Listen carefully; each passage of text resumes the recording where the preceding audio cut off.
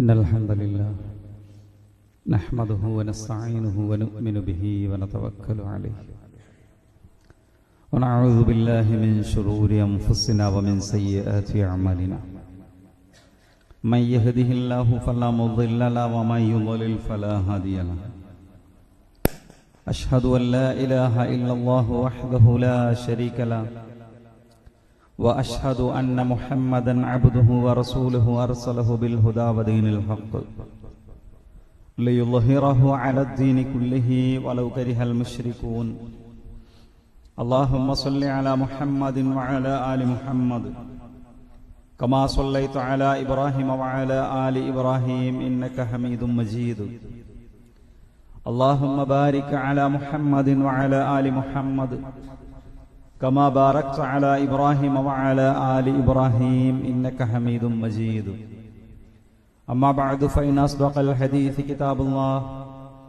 وأحسن السنن سنن محمد صلى الله عليه وسلم وشر الأمور محدثاتها وكل محدثة بدعة وكل بدعة ضلالة يا أيها الذين آمنوا اتقوا الله حق تقاته ولا تموتن إلا وأنتم مسلمون اتقوا الله عباد الله സ്നേഹം നിറഞ്ഞ സഹോദരി സഹോദരന്മാരെ വിശ്വാസിനികളെ പ്രപഞ്ചനാഥനായ അള്ളാഹുവിനെ സൂക്ഷിച്ച് അള്ളാഹു സുബ്ഹാനഹു വ തആലയുടെ നിയമനിർദ്ദേശങ്ങളും വിധിവിലക്കുകളും ജീവിതത്തിന്റെ എല്ലാ സമയത്തിലും സന്ദർഭത്തിലും സൂക്ഷിച്ചും പാലിച്ചും ജീവിക്കണേ എന്ന് ആമുഖമായി ഓർമ്മപ്പെടുത്തുന്നു, വസിയത്ത് ചെയ്യുന്നു. അള്ളാഹു അവന്റെ സജ്ജനങ്ങളിൽ മുത്തഖീങ്ങളിൽ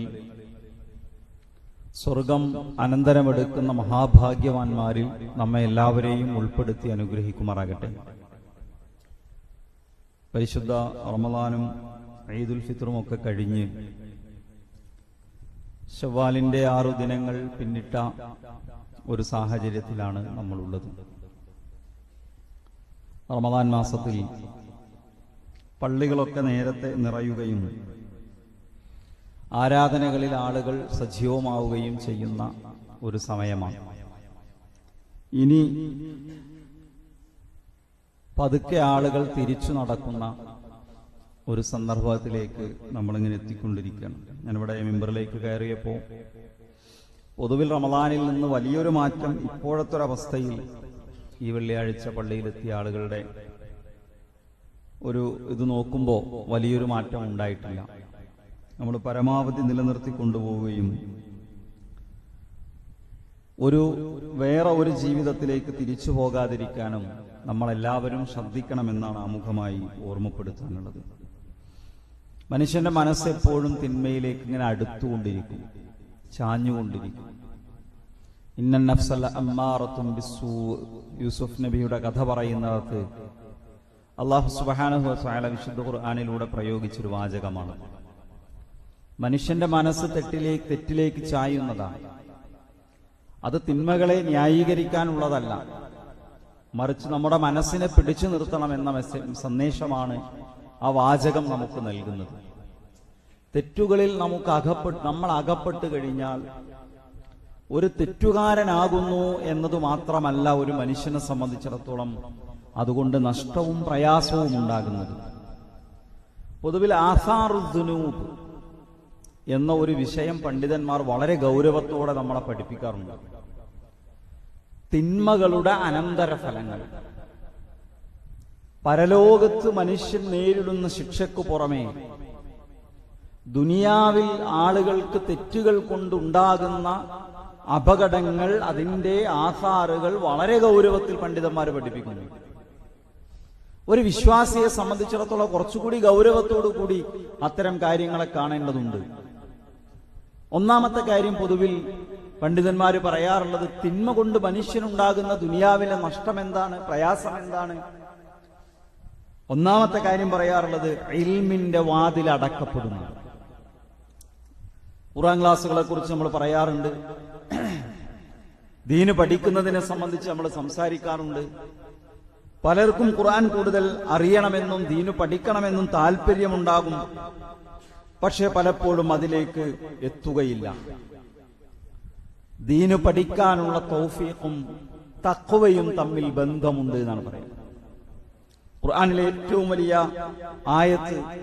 ആയത്തുദ്ദൈൻ, അതിന്റെ അവസാന ഭാഗം എന്ന് പറയുന്നത് വത്തഖുല്ലാഹ വയുഅല്ലിമുകുമുല്ലാഹ്, നിങ്ങൾ അല്ലാഹുവിനെ സൂക്ഷിക്കുക, അവൻ നിങ്ങൾക്ക് ദീന് പഠിപ്പിച്ചു തരുന്നു. ഈ വിഷയത്തിൽ അല്ലാഹുവിനോടുള്ള തഖ്വ നഷ്ടപ്പെടുന്നിടത്ത് ഇൽമിന്റെ കവാടങ്ങൾ അടക്കപ്പെടും എന്ന വിഷയത്തിലേക്ക് ചേർത്തുകൊണ്ട് പണ്ഡിതന്മാർ ഈ ആയത്തിനെ വിശദീകരിക്കാറുണ്ട്. മൂസാ നബിയുടെയും ഖദിർ അലൈഹിസ്സലാമയുടെയും ചരിത്രം സൂറത്തുൽ കഹ്ഫിലെ ഒരു പ്രധാനപ്പെട്ട ഭാഗമാണ്. മൂസാ നബി ആരാണ് ബനൂ ഇസ്രായേലിലെ ഏറ്റവും അറിവുള്ള ആളെന്ന് ചോദിച്ചപ്പോൾ ഒരു നബി എന്ന നിലക്ക് മൂസാ അലൈഹി ഇസ്ലാം പറഞ്ഞു, ഞാൻ തന്നെ ആയിരിക്കും. അള്ളാഹു മൂസാ നബിയോട് എന്താ പറഞ്ഞത്? മൂസേ, നീയല്ല, നീ യാത്ര പോകണം. 2 നദികൾ കൂടിച്ചേരുന്നിടത്ത് നിനക്കൊരാളെ കാണാൻ സാധിക്കും. അയാൾ നിന്നേക്കാൾ അറിവുള്ള ആളാണ്. സൂറത്തുൽ കഹ്ഫിൽ പരിമിതമായിട്ടാണ് ആ സംഭവം നമുക്ക് വിശദീകരിച്ചിരുന്നത്. എന്നാൽ ഇമാം ബുഖാരി തന്റെ കിതാബുൽ ഇൽമിൽ വളരെ സുദീർഘമായി പ്രവാചകൻ സല്ലല്ലാഹു അലൈഹി വസല്ലം വിശദീകരിക്കുന്ന പ്രവാചകന്റെ ഏറ്റവും ദീർഘമേറിയ ഹദീസുകളിൽ ഒന്നാണ്. ആ സംഭവം ദീർഘമായി തന്നെ നമുക്ക് പഠിപ്പിച്ചു തരുന്നുണ്ട്. അവിടെ മൂസാ അലൈഹി സ്വലാത്തു വസ്സലാം തന്റെ പരിചാരകനോടൊപ്പം തന്റെ സേവകനോടൊപ്പം യാത്ര ചെയ്ത് വിശക്കുന്നു, എവിടെ മത്സ്യം നമുക്ക് ഭക്ഷണമായി അത് കഴിക്കാമെന്ന് പറയുമ്പോൾ അദ്ദേഹം പറയുന്നത് മത്സ്യം നഷ്ടപ്പെട്ടു പോയല്ലോ. അവരുടെ കയ്യിലൊരു മത്സ്യമുണ്ടായിരുന്നു. ആ മത്സ്യമാണ് അള്ളാഹു ഒരു ദൃഷ്ടാന്തമായി നൽകിയത്. ആ മത്സ്യം എവിടെ നഷ്ടപ്പെടുന്നു, 2 നദികൾ എവിടെ സംഗമിക്കുന്നു, അവിടെ വെച്ച് നിങ്ങൾ ഒരാളെ കാണുന്നതാണ്. ആ സംഭവം സൂറത്തുൽ കഹ്ഫിൽ 65-ാമത്തെ ആയത്തിൽ അള്ളാഹു പറയാണ്, ഫവജദ അബ്ദൻ മിൻ ഇബാദിനാ ആതൈനാഹു റഹ്മതൻ മിൻ ഇൻദിനാ. അവിടെ നമ്മുടെ അടിമയെ അവർ 2 പേരും, മൂസാ നബിയും തന്റെ സേവകനും അവിടെ വെച്ച് നമ്മുടെ ആ അടിമയെ അവർ കണ്ടുമുട്ടി. അള്ളാഹു സ്വന്തം തന്റെ അടിമ എന്ന് പറയുന്നതിൽ തന്നെ എല്ലാവിധ നന്മകളും ആ മനുഷ്യനിൽ നമ്മൾ കാണാൻ. അള്ളാഹുവിലേക്ക് എന്ത് ചേർത്ത് പറയുന്നതും തശ്രീഫാണെന്ന് പറയാം.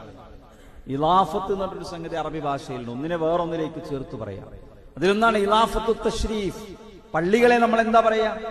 ബൈത്തുല്ലാ എന്ന് പറയും. ബൈത്തുല്ലാ, അള്ളാന്റെ വീട്. അള്ളാന്റെ ശരിക്കും അള്ളാഹ് താമസിക്കുന്ന വീടായതുകൊണ്ടല്ല, പള്ളിയുടെ മഹത്വമാണ്. റബ്ബിന്റെ ഭവനമാണ് പള്ളി.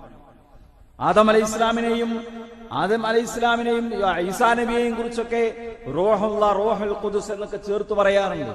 അള്ളാഹുവിന്റെ ആത്മാവ്, അള്ളാഹ് ആത്മാവ് മനുഷ്യരെ പോലെ ആത്മാവ് ഉണ്ടാവുകയും ആ ആത്മാവിൽ നിന്ന് പിന്നെ ഈസാ നബി ഉണ്ടാവുകയും ചെയ്തതല്ല. അത് ആ പ്രവാചകന്റെ തശ്രീഫാണ്, മഹത്വമാണ്. ഇവിടെ നമ്മുടെ അടിമ എന്ന് പറഞ്ഞ അള്ളാഹു ഒരാളെ പരിചയപ്പെടുത്തുന്നു. ആതൈനാഹു റഹ്മതൻ മിന്നാ, നമ്മുടെ കാരുണ്യം നാം അയാൾക്ക് നൽകിയിട്ടുണ്ട്. വഅല്ലംനാഹു മിൻ ലദുന്നാ ഇൽമാ, നമ്മുടെ ഭാഗത്ത് നിന്ന് അവൻക്ക് നാം, ആ അടിമക്ക് നാം ഇൽമ് പഠിപ്പിച്ചു നൽകുകയും പകർന്നു നൽകുകയും ചെയ്തു. അല്ലാഹു തന്റെ അടിമ, ഞാൻ കാരുണ്യം നൽകിയവൻ, അവൻക്ക് നാം ഇൽമ് നൽകി എന്ന് പറയുമ്പോ ഇൽമിന്റെ വാതിലുകൾ എന്താണ്?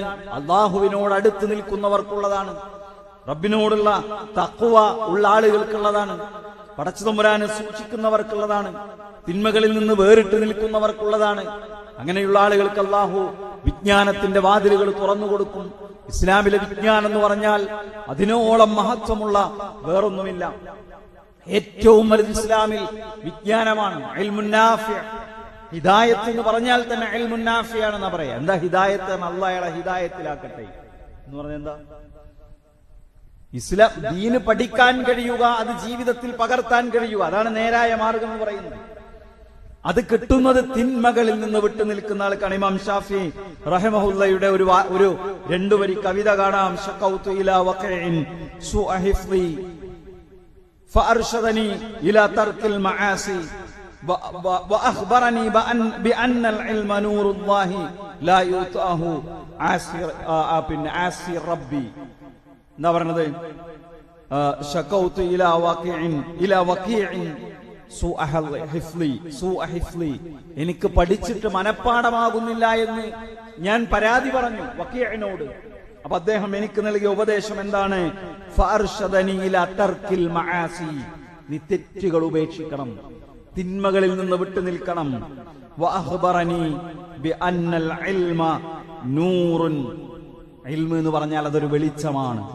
നൂർ എന്ന് പറഞ്ഞാൽ എന്താണ്? നൂറുല്ലാ, അല്ലാഹുവിന്റെ വെളിച്ചമാണ്. ഇൽമിന്റെ മഹത്വമാണ് പറയുന്നത്. ലാ യുഅതാഹു ആസിയർ റബ്ബി, അല്ലാഹുവിനെ ധിക്കരിക്കുന്നവർക്ക്, തെറ്റു ചെയ്യുന്നവർക്ക് അല്ലാഹു ഇൽമ് നൽകുകയില്ല. ഇൽമ് എന്ന് പറയുന്ന അല്ലാഹുവിന്റെ വെളിച്ചമുണ്ടല്ലോ, നൂറുല്ലാ എന്ന് പറഞ്ഞു, നമ്മൾ നേരത്തെ പറഞ്ഞതുപോലെയാണ്. അത് ഇൽമിന്റെ മഹത്വമാണ്. അല്ലാഹുവിലേക്ക് ചേർത്ത് പറയുന്നതെല്ലാം മഹത്വമുള്ളതാണ്. അത് നൽകപ്പെടുന്നത് തെറ്റുകളിൽ നിന്ന് വിട്ടുനിൽക്കുന്നവർക്കാണ് എന്ന് ഇമാം ഷാഫി റഹ്മത്തുള്ളാഹി അലൈഹി നമ്മളെ പഠിപ്പിക്കാൻ. നമ്മുടെ സുഹൃത്തുക്കളെ, തിന്മകൾ സംഭവിച്ചാൽ എന്താ പ്രശ്നം? പരലോകത്ത് ശിക്ഷിക്കപ്പെടുമെന്ന് മാത്രമാണോ? ഈ ലോകത്തും മനുഷ്യന് ഒരുപാട് നഷ്ടങ്ങളുണ്ട്.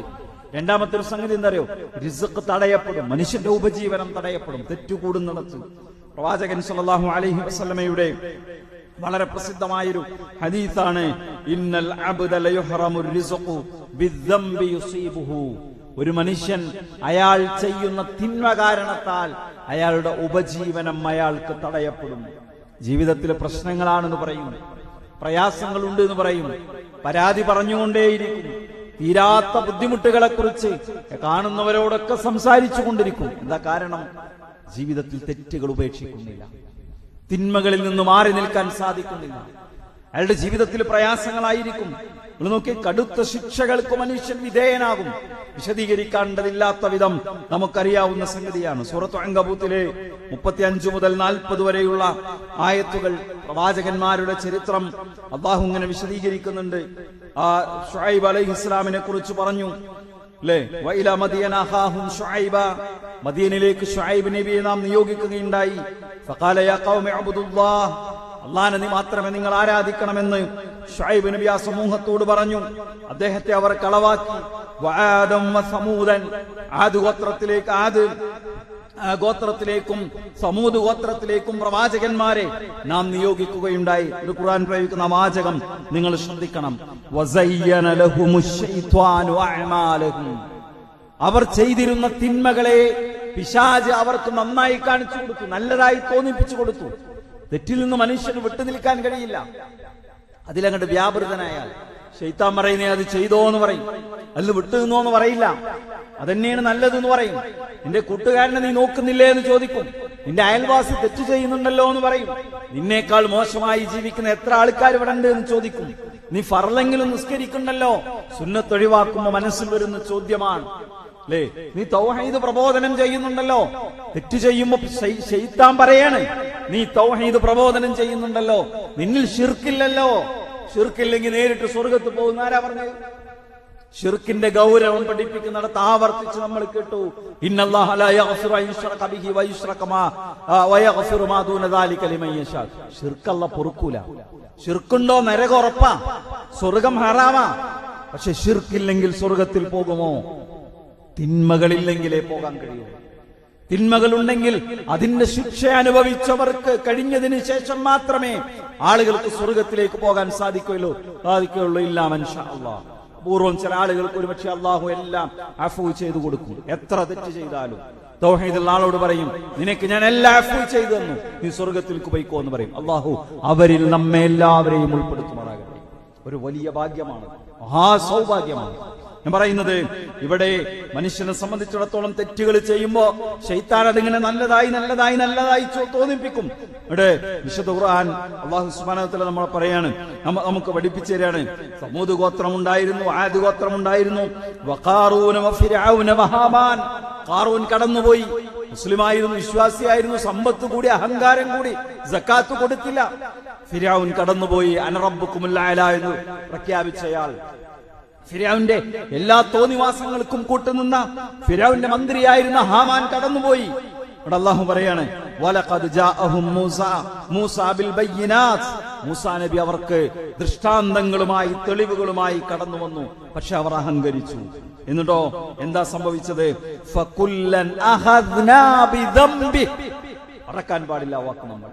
ഫകുല്ലൻ, എല്ലാ ആളുകളെയും, അഖദ്നാ, നാം പിടികൂടി, ബിദംബിഹി, അവന്റെ തെറ്റുകൊണ്ട്, അവന്റെ പാപം കൊണ്ട്. പാപത്തിൽ അഭിരമിച്ച് പിശാചതിനെ ഇങ്ങനെ കൈയടിച്ച് പ്രോത്സാഹിപ്പിച്ചപ്പോ, അതിനെങ്ങനെ അലങ്കാരമായി തോന്നിപ്പിച്ചു കൊടുത്തപ്പോ അതിലലിഞ്ഞു ചേർന്നു, അത് ആസ്വദിച്ചു, അത് കൊണ്ടാടി. ഇതുതന്നെയാണ് ഏറ്റവും നല്ലത് എന്ന് ചിന്തിച്ചു. അല്ലേ? നമുക്ക് ചുറ്റും നമുക്ക് കാണാൻ പറ്റും, നമ്മുടെ ചുറ്റും നമുക്ക് കാണാൻ പറ്റും, ആളുകളെ നമുക്ക് കാണാൻ കഴിയും. നമുക്ക് ചോദിക്കുക, എങ്ങനെ കഴിയുന്നു ഈ മനുഷ്യർക്ക് ഇത്ര അധപ്പതിക്കാൻ? അല്ലേ? അങ്ങാടിയിൽ കാട്ടിക്കൂട്ടുന്ന പേക്കൂത്തുകൾക്ക് നാണമില്ലേ ഇവർക്ക്? നമ്മുടെ മനസ്സിൽ നമ്മൾ പറഞ്ഞു പോകും, നാണമില്ലേ ഇവർക്ക്? ഉളുപ്പില്ലാത്ത, ലജ്ജയില്ലാത്ത, വൃത്തികേടുകളുടെ അരാജകത്വത്തോടൊപ്പം ജീവിക്കുന്നവർ. എന്താ ഖുർആൻ പറഞ്ഞത്? ഫകുല്ലൻ അഖദ്നാ ബിദംബി, അവരുടെ പാപങ്ങൾ കാരണം നാം അവരെ പിടികൂടി. ഫമിൻഹും മൻ അർസൽനാ അലൈഹി ഹാസിബ, ചില ആളുകളെ എങ്ങനെയാണ് നശിപ്പിച്ചതെന്നറിയോ? അവർക്ക് മുകളിലേക്ക് നാം ചെരൽമഴ, കല്ലുമഴ വർഷിപ്പിക്കുകയുണ്ടായി. വമിൻഹും മൻ അഖദതുഹുമുസ് സൈഹ, ചില ആളുകൾക്കുമേൽ നാം വലിയ ഒരു ശബ്ദമാണ് ഉണ്ടാക്കിയത്, ഒറ്റ ശബ്ദമാണ്. അതോടവർ നിലം പതിച്ചുപോയി, അവരുടെ ജീവിതം അവസാനിച്ചു. വമിൻഹും മൻ ഖസഫ്നാ ബിഹിൽ അർദ്, വേറെ ചില ആളുകളെ ഭൂമി പിളർത്തി ഭൂമിയിലേക്ക് അവരെ നാം ആഴ്ത്തിക്കളഞ്ഞു. പിന്നെ വമിൻഹും മൻ അഗ്റഖ്നാ, വേറെ ചില ആളുകളെ പ്രളയത്തിൽ നാം മുക്കിക്കൊന്നു. വമാ കാന അല്ലാഹു ലിയളിമഹും, അല്ലാഹു അവരോട് അക്രമം കാണിച്ചതല്ല. വലാകിൻ കാനു അൻഫുസഹും യളിമൂൻ, അവർ സ്വന്തത്തോട് തന്നെ അക്രമം കാണിച്ചതായിരുന്നു.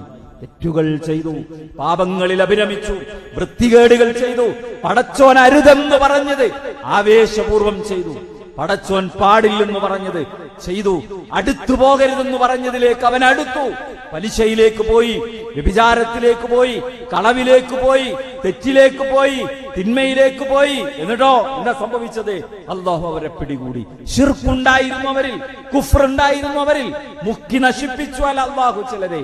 അല്ലേ സഹോദരങ്ങളെ, എല്ലാവരെയും മുക്കി നശിപ്പിക്കൊള്ളണമെന്നില്ല, എല്ലാവരെയും ഭൂകമ്പത്തിൽ പിടികൂടിക്കൊള്ളണമെന്നില്ല. രോഗമായിരിക്കും, മാറാത്ത രോഗം, ഒന്നിൽ നിന്നടുത്തത്. പണമുണ്ട്, വരുമാനമുണ്ട്, പക്ഷേ ഒന്നും എവിടെയും കാണുന്നില്ല, ചെലവാണ്. സമ്പത്തിലെ ബറക്കത്ത് നഷ്ടപ്പെട്ടു പോകും. ഞാൻ പറയുന്നത്, ഉപജീവനം അല്ലാഹു തടഞ്ഞു വെക്കും. അല്ലാഹുവിന്റെ കടുത്ത പരീക്ഷണങ്ങൾക്ക് മനുഷ്യൻ വിധേയനായി പോകും. തിന്മകളിൽ, തെറ്റുകളിൽ ഒരു മനുഷ്യൻ മുഴുകുമ്പോ പിന്നെന്തറിയോ? മൂന്നാമത്തെ ഒരു കാര്യം പണ്ഡിതന്മാര് പറയുന്നത്, മനുഷ്യൻ തെറ്റിൽ മുഴുകുകയാണെങ്കിൽ അള്ളയും അയാളും തമ്മിലുള്ള ബന്ധം അറ്റുപോകുന്ന. അല്ലേ?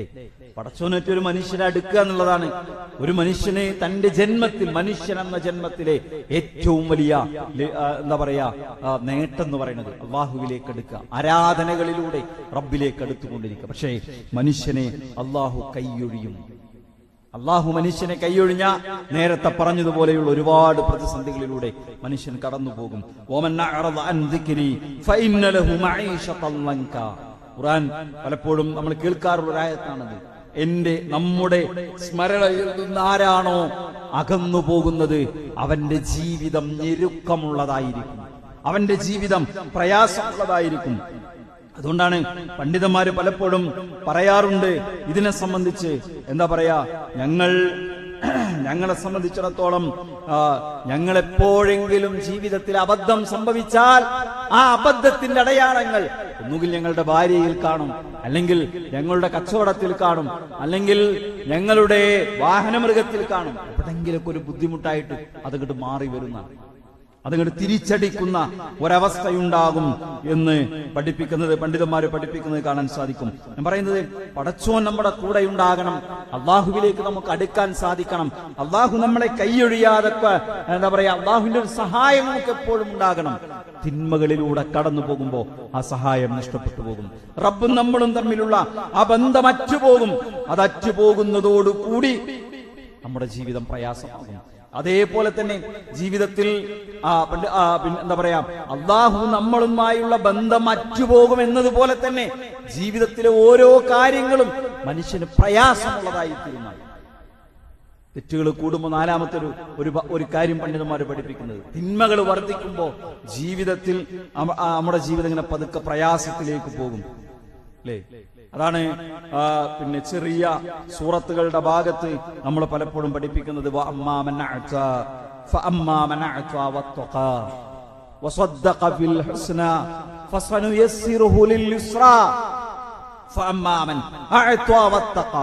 ആരാണോ അള്ളാഹുവിന്റെ മാർഗത്തിൽ ദാനം ചെയ്യുന്നത്, ആരാണോ അള്ളാഹുവിനെ സൂക്ഷിച്ച് ജീവിക്കുന്നത്, ആരാണോ നന്മയെ സത്യപ്പെടുത്തുന്നത്, നല്ല വിശ്വാസിയായി ജീവിക്കുന്നത്, എളുപ്പമുള്ളതിലേക്ക് ഞാൻ അവനക്ക് എളുപ്പമാക്കി കൊടുക്കും. ജീവിതം എളുപ്പമായിരിക്കും. ജീവിതം വളരെ ലളിതമായി മുന്നോട്ട് കൊണ്ടുപോകാൻ അല്ലാഹുവിന്റെ സഹായമുണ്ടാകും.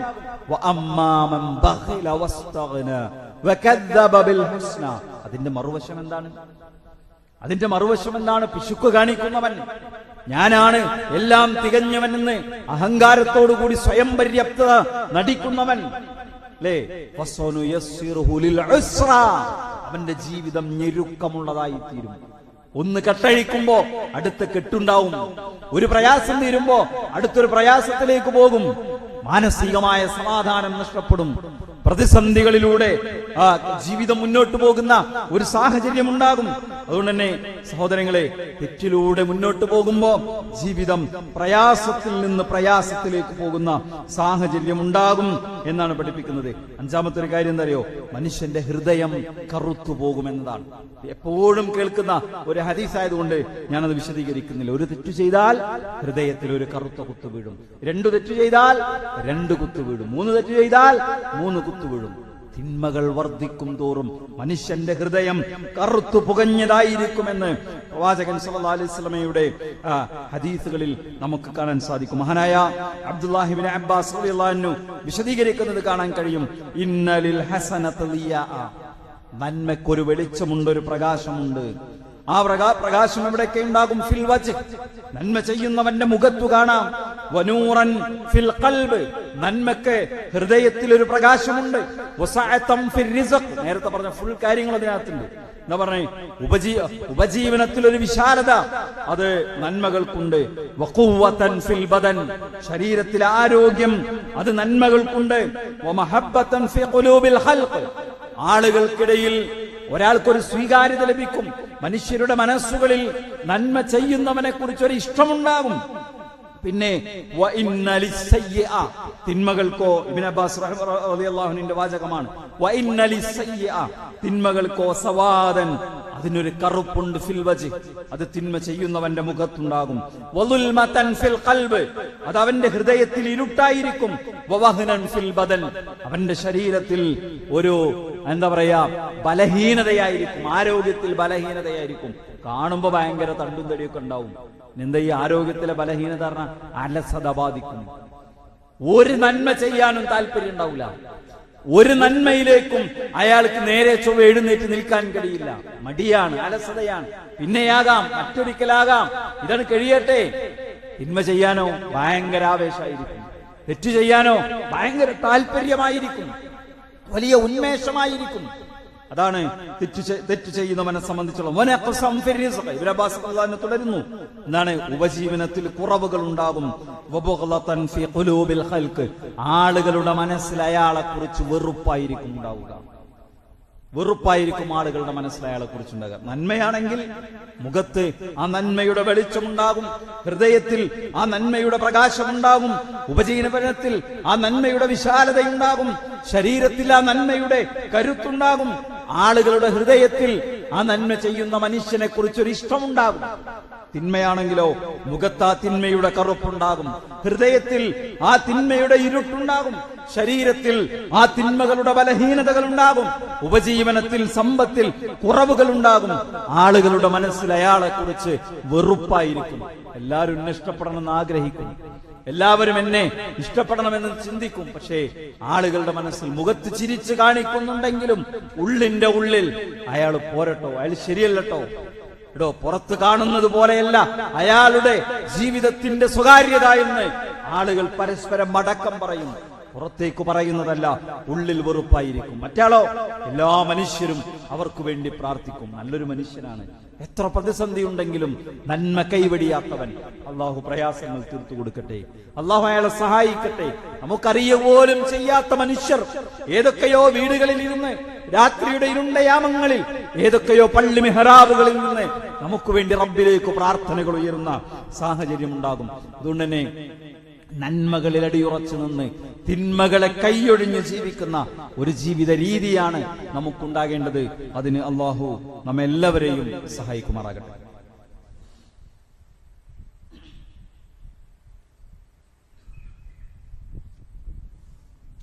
അൽഹംദുലില്ലാഹ് അൽഹംദുലില്ലാഹി റബ്ബിൽ ആലമീൻ വസ്സലാത്തു വസ്സലാമു അലാ നബിയിനാ മുഹമ്മദിൻ വഅലാ ആലിഹി വഅസ്ഹാബിഹി അജ്മഈൻ അമ്മാ ബഅദ്. ഇത്തഖുല്ലാഹ ഇബാദല്ലാഹ്. സ്നേഹം നിറഞ്ഞ സഹോദരി സഹോദരന്മാരെ, വിശ്വാസികളെ, അള്ളാഹുവിനെ സൂക്ഷിച്ച് അള്ളാഹുവിൻ്റെ നിയമനിർദ്ദേശങ്ങളും വിധിവിലക്കുകളും ജീവിതത്തിൻ്റെ എല്ലാ സമയത്തിലും സന്ദർഭത്തിലും സൂക്ഷിച്ചും പാലിച്ചും ജീവിക്കണേ എന്ന് ഒരിക്കൽ കൂടി ഓർമ്മപ്പെടുത്തുന്നു, വസിയത്ത് ചെയ്യുന്നു. അള്ളാഹു അവൻ്റെ സജ്ജനങ്ങളിൽ, മുത്തഖീങ്ങളിൽ നമ്മെ എല്ലാവരെയും ഉൾപ്പെടുത്തി അനുഗ്രഹിക്കുമാറാകട്ടെ. ഇന്നത്തെ നമ്മുടെ കളക്ഷൻ പള്ളി പരിപാലനത്തിലേക്കുള്ളതാണ്. അള്ളാഹുവിൻ്റെ ഈ ഭവനം അത് സംരക്ഷിക്കാനും പരിപാലിക്കാനും നമുക്ക് ഓരോരുത്തർക്കും ഉത്തരവാദിത്വമുണ്ട്. നമ്മളെല്ലാവരും വളരെ ഭംഗിയായി നിർവഹിക്കാൻ ശ്രമിക്കുന്നത് കൊണ്ട് തന്നെയാണ് ഈ സംവിധാനം ഒരുപാട് ആളുകൾക്ക് നമസ്കാരം നിർവഹിക്കാനും ആരാധനകൾ നിർവഹിക്കാനും ജുമാഅകളിൽ പങ്കെടുക്കാനൊക്കെ ഉപകാരപ്പെടുന്ന രൂപത്തിൽ ഭംഗിയായി ഇവിടെ നിലനിൽക്കുന്നത്. എല്ലാവരും കഴിയുന്ന രൂപത്തിൽ അതിൽ ശ്രദ്ധിക്കണമെന്ന് ഓർമ്മപ്പെടുത്തുകയാണ്. കഴിഞ്ഞ ഖുതുബയിൽ മുമ്പൊരിക്കൽ സൂചിപ്പിച്ചിരുന്നതുപോലെ ഹജ്ജ് ക്ലാസ് ഈ 29-ാം തീയതി പാലക്കാട് വെച്ച് നടക്കുന്നുണ്ട്. ദീർഘകാലം ഹജ്ജൊക്കെ നിർവഹിച്ച ആളുകളുടെ, പണ്ഡിതന്മാരുടെ നേതൃത്വത്തിൽ പ്രായോഗികമായി നമുക്ക് കാര്യങ്ങൾ വളരെ നന്നായി മനസ്സിലാക്കാൻ കഴിയാവുന്ന രൂപത്തിലാണ് ക്ലാസുകൾ സംഘടിപ്പിക്കുന്നത്.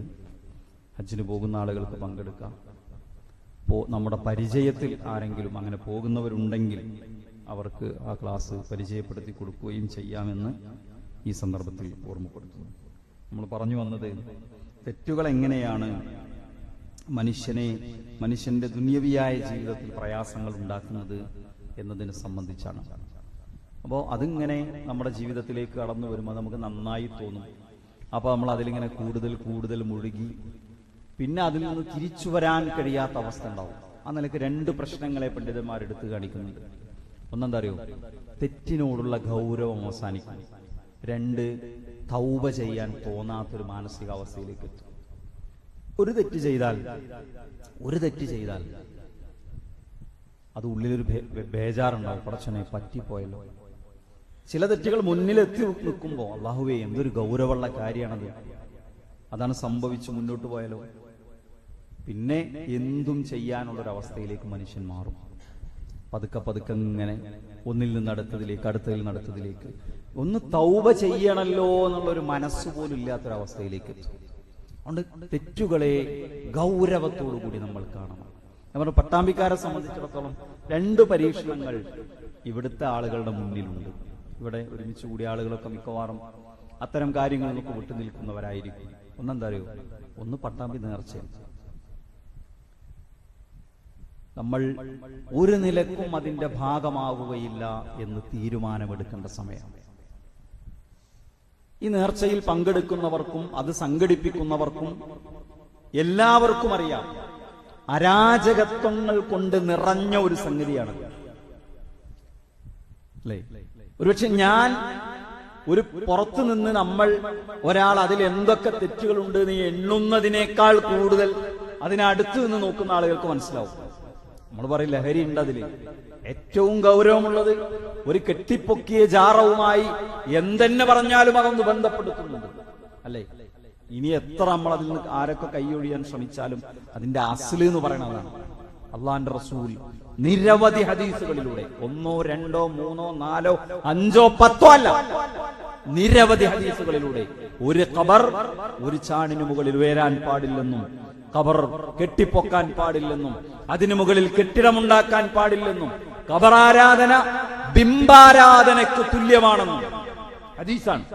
ഖബറാരാധന ബിംബാരാധനയ്ക്ക് തുല്യമാണെന്നും ജൂത ക്രൈസ്തവരെ അല്ലാഹു ശപിച്ചത് അവർ മരിച്ചുപോയ പ്രവാചകന്മാരുടെ ഖബറുകളെ ആരാധിച്ചത് കൊണ്ടാണ് എന്നും എത്ര സ്ഥലത്താണ് പറഞ്ഞത്.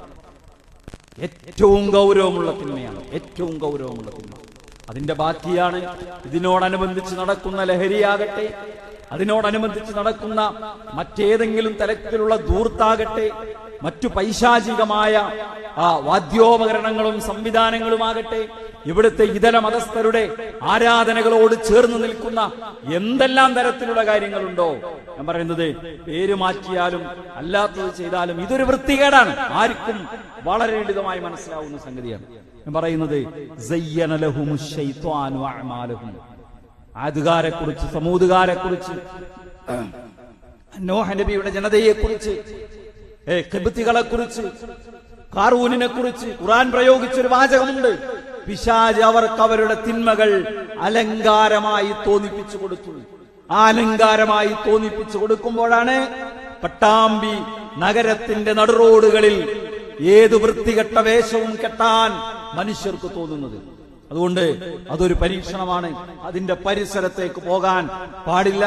കഴിയുന്നത്ര ആളുകളെ അത്തരം തെറ്റുകളിൽ നിന്ന്